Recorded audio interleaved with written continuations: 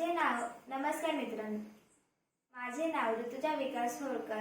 मी एनव्हीपी मंडळ English medium स्कूलमध्ये 6वीच्या वर्गात शिकत आहे. माझ्या ढोंसे टीचर यांनी मला वाचण्यासाठी श्यामची आई हे पुस्तक दिलेले आहे.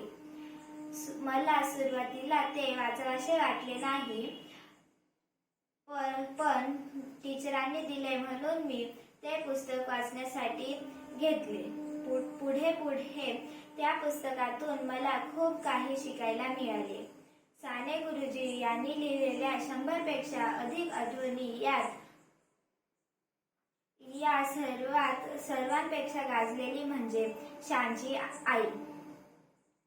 या पुस्तकात त्यांच्या आईने दिलेले लहानपणीचे केलेल्या संस्काराच्या 42 आठवणी या आठवणी यांनी नाशिकच्या तुरुंगात 1932 साली 4 रात्री जागून लिहिल्या आहेत.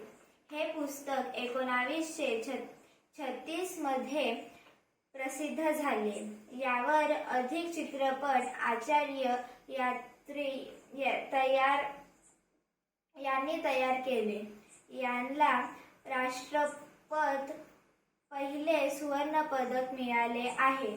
या पुस्तकात मला आवडले कथा म्हणजे मोरी गाय.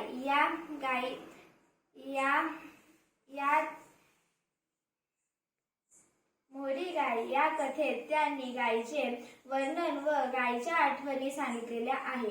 श्यामची आई ज्या प्रकारे गायीची काळजी घेत असे, त्या प्रकारे आपण सर्वांनीही गायीची काळजी घ्यायला हवी.